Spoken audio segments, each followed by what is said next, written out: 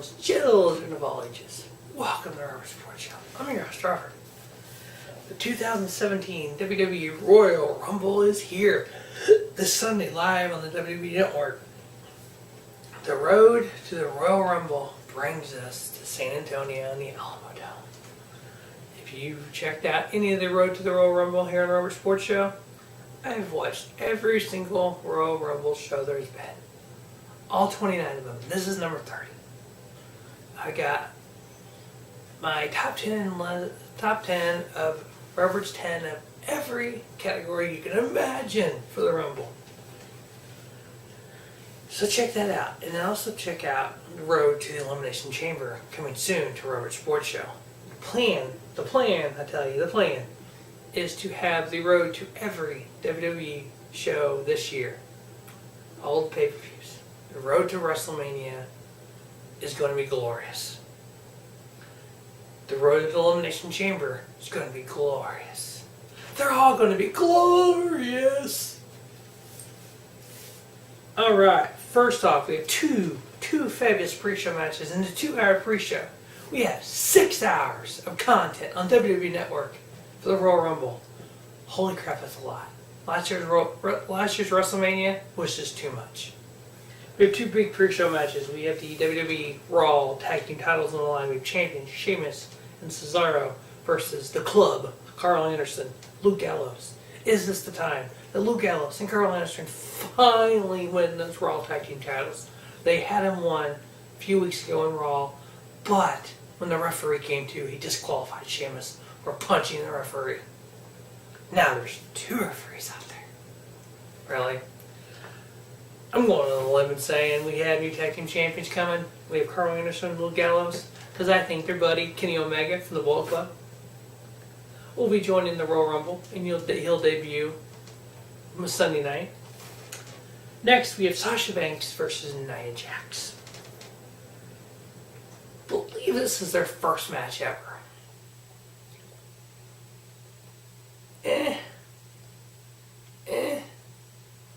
Nia Jax, one of the top 10 top women wrestlers in WWE. Sasha Banks, number 1. Sasha Banks, 3-time women's champion. I could be either way with this feud. Where it's like where feud Nia Jax wins when she had the match against Asuka at NXT TakeOver Toronto. And she faces Sasha here, but yet she just faces nobodies and destroys them on Raw. Can't have it both ways. You can't ever destroy nobodies and then losing to top talent. But I had Sasha Banks getting the victory over Nia Jax here. First match on the actual show. We had the WWE Cruiserweight title on the line. We have champion Rich Swann versus the king of the Cruiserweights, Neville. Swanee is 2-1 versus Neville. This is actually their first match was actually back in 2011 in a triple threat match. Ricochet versus Rich Swann versus Pac, formerly Neville, formerly known as Pac. Can we have that triple threat match again? Could Ricochet please show up and join this match and have the triple threat? And I'd be good with that. Or have Will Ospreay show up and have a fatal 4-way. Will Ospreay, Rich Swann, Neville, and Ricochet. Okay, please. Okay, but anyway, seriously, we have Rich Swann champion versus Neville, heel Neville, the king of the Cruiserweights. Neville gets his Cruiserweight title here. No, I do like him chasing the title. I could see Swanee retaining and keep Neville chasing it, but we're giving the king of the Cruiserweights the Cruiserweight title. Next, we have a 6-woman tag match. We have Becky Lynch, Nikki Bella, and Naomi versus Alexa Bliss, Mickie James, and Natalya, which in my mind would be the first ever women's Elimination Chamber match, which Elimination Chamber live on the WWE Network on February 12th, a SmackDown exclusive pay-per-view, in which SmackDown Commissioner Shane McMahon has already said there will be a SmackDown Elimination Chamber match for the world title. The winner, AJ Styles and or John Cena, versus 4 other participants. So I'm pretty sure they're going to have a women's first time ever chamber, because that's what they're doing right now. They're making first time ever things for women. So it's going to be these 6 divas are women, I believe, will be their first time ever chamber. Just like I think that they should have a WWE Battle Royal, a Royal Rumble match for women. I think would be cool. A Money in the Bank. That would be real cool. Money in the Bank this year is have Money in the Bank match for the guys and a Money in the Bank match for the women. It'd be very interesting to see how they would pull that off. I had the face team of Becky Lynch, Nikki Bella, and Naomi winning. WWE Universal Championship on the line. No, which I don't understand. We have the great U.S. champion of Chris Jericho, one of the most decorated champions in WWE history, hanging above the ring in a shark cage. But it's a no disqualification match now. Which tells me that Seth Rollins comes out and helps his boy Roman Reigns. And then somehow Chris Jericho gets out of the shark cage and helps his best friend, Kevin Owens. Due to the Rumble predictions I have, at one time since Roman Reigns dropped that U.S. title, I was fully expecting him to win the title here. But I think WWE's going to go in a different way. I think they have plans for something. I think they're going to, hopefully, they do. So I wouldn't be shocked if Roman Reigns wins. I mean, it's pretty predictable to a lot of people, but I'm going with Kevin Owens retaining. And I'll tell you why in a few minutes. So Kevin Owens retains his Universal title in a no disqualification match with his best friend Chris Jericho in a shark cage above the ring. Next, we have the WWE Raw Women's title on the line. We have champion Charlotte versus Bayley. Charlotte 18-0 in pay-per-views. Bayley is 12-15 versus Charlotte. Title has changed 7 times since Mania last year in 10 months. So what? Yeah, 9 months. Title's changed 7 times. Charlotte a 4-time champion at a time, and Sasha a 3-time champion. I think they keep it going here. I think Charlotte retains. I think it's going to be a good match. I think Bayley almost wins it.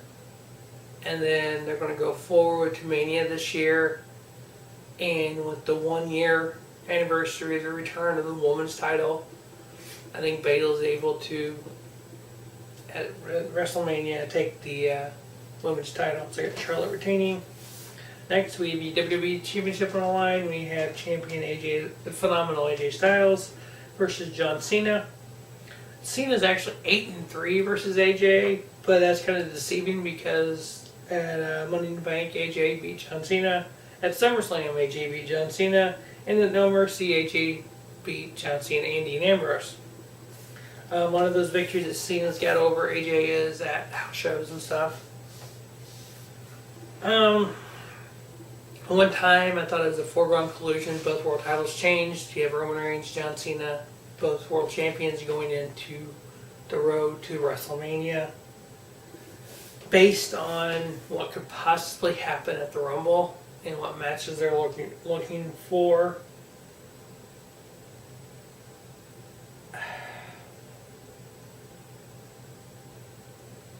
if they want to make a splash with the Rumble in the way the chamber sets up, you could easily have AJ retain here, do a typical WWE move, have AJ retain here.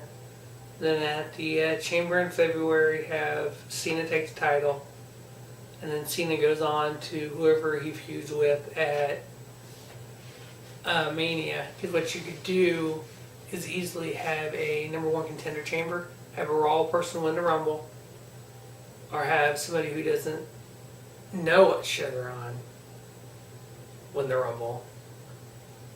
Have your number 1 contender at Chamber, have your number 1 contender for Raw at Fastlane, then that's a month, March 5th, and then whoever won the Rumble go, well, I'm going to face so-and-so.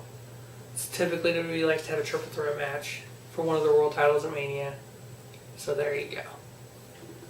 Or that person who wins the Rumble puts their number 1 contender title on the line at Fastlane, because the 2 Fastlanes in previous years have always had a number 1 contender match. A lot could happen here, I think. So I got AJ winning. retaining. John Cena will not be a 16-time champion.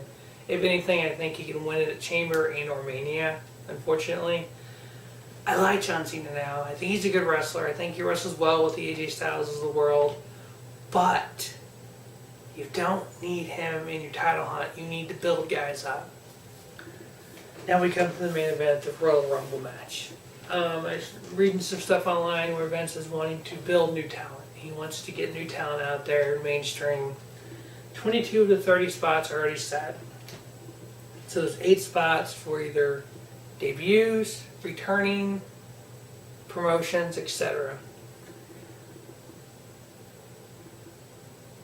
I don't think it's going to be a big Kaz, maybe a big Kaz breaking through and winning here. I don't think it's going to be a Taker or somebody like that, or a Big E or somebody from New Day. To me, there's only really 5 guys that have kind of been, really 2 guys that have been kind of, 2 or 3, I guess, 3, that you've built to this year to this is where they're going to win this. The return of Finn Balor when he got hurt and really pushed the Universal title on Raw. First thing I thought was when they did, he'll be out 6 months or whatever it was. Boom. Coincides with the Rumble. Perfect. Return him number 29, 30 at the Rumble. Bam.